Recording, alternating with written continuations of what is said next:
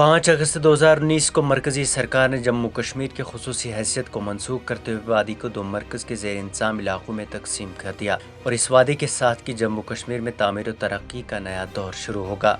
ताहम इस फैसले के 3 साल बाद भी वादी गुरेज के लोग मरकजी सरकार सख्त नाराज है और उनका कहना है कि 3 साल बाद भी उनकी हालत जो की तू है। तुलेल इलाके के लोगों ने अब अहद कर लिया है कि वो अगले चुनाव में किसी भी जमात की हिमायत नहीं करेंगे। मीडिया से बात करते हुए नीर तुलेल के रहायशी मोहम्मद अनवर का कहना है कि हमें सिर्फ इलेक्शन के वक्त सियासी लीडर नजर आते हैं। हम बेबस हैं, हमें मालूम नहीं कि हम कहाँ जाएं। हमारी सड़कें, अद्वियात और तालीम की सहूलियात वैसी हैं जो 90 की दहाई में थी। उन्होंने कहा कि डीडीसी इलेक्शन में हमने भाजपा को हिमायत की थी। भाजपा ने जो पहली सीट जीती वो तुलेल बांडीपुरा की थी, लेकिन बदकिस्मती से वो भी हमें भूल गए।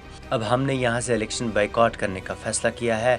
हम किसी सियासी पार्टी को सपोर्ट नहीं करेंगे। 370 को मनसूख करने के बाद जैसे कि मरकजी हुकूमत ने कहा था कि सरहदी इलाकों को तरक्की दी जाएगी, लेकिन जमीनी तौर पर कुछ नहीं किया गया। जब हमने किसी भी अवामी काम के लिए इंतखाबात के बाद किसी सियासी लीडर से राब्ता किया तो उन्होंने कहा कि हमारे पास उन कामों को करने के लिए फंड्स नहीं है। मुकामी लोग सवाल पूछते हैं कि आखिर ये फंड्स कहाँ जाते हैं। एक और मुकामी शख्स अरशद अहमद ने कहा कि हम इस वक्त गलत थे जब हमने यहाँ डीडीसी इंतखाबात में बीजेपी को सपोर्ट किया। यहाँ तक कि मरकजी हुकूमत भी उनकी है, लेकिन उन्होंने हमारे लिए कुछ नहीं किया। हमने इंतखाबात में एनसी, भाजपा और पीडीपी को सपोर्ट किया, लेकिन सरहदी बाशिंदों के लिए आज तक कुछ नहीं किया गया। उन्होंने कहा कि बुनियादी सहूलियात के लिए गुनागो मुश्किलात का सामना करना पड़ रहा है।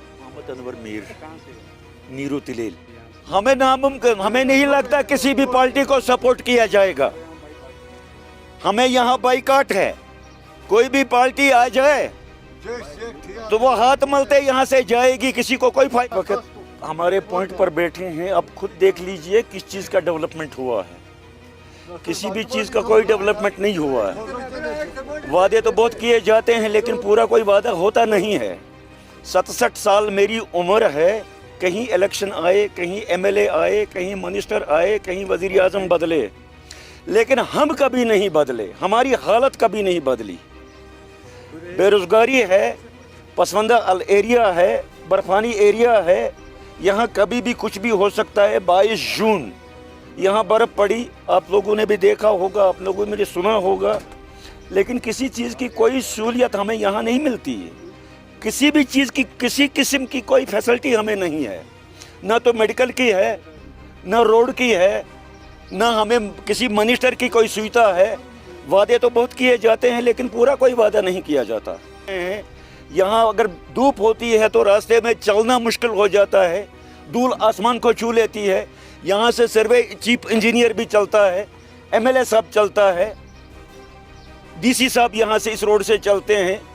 क्या उन्हें दिखाई नहीं देता यहाँ पर क्या हालत है? आप पहले यहाँ आपने बोला बीजेपी को जिताया आप लोगों ने, हमने वो अपने सर के ऊपर कुल्हाड़ी डाला, जबकि हम लोगों ने बीजेपी को पहली बार यहाँ बीजेपी का लीडर जीता है इस तुलेल गुरेज एरिया में। ये हमारी गलती हो गई, हम लोगों ने गलत करके उसको वोट दिया। हमें एजाज खान को वोट देना नहीं था। अब कुल्हाड़ी डाला हमने अफसर के ऊपर, हमने बोला कि एजाज खान कुछ करेगा, किया नहीं कुछ।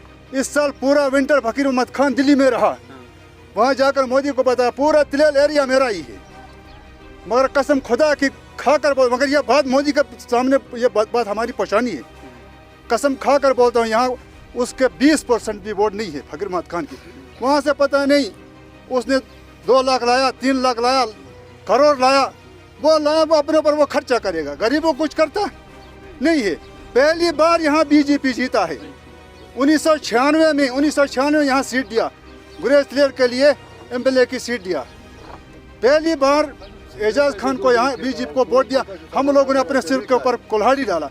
मोदी के ऊपर कोई दोष नहीं, मोदी वहाँ से देता है, ले जाकर गरीब के ऊपर खर्च करो। मगर यहाँ लाया फकीर मोहम्मद खान ने पूरे विंटर को। फकीर मोहम्मद खान इस साल की बात करता हूँ मैं, दिल्ली में रहा, वहाँ से पता नहीं 10 लाख लाया, 20 लाख लाया, कितना लाया।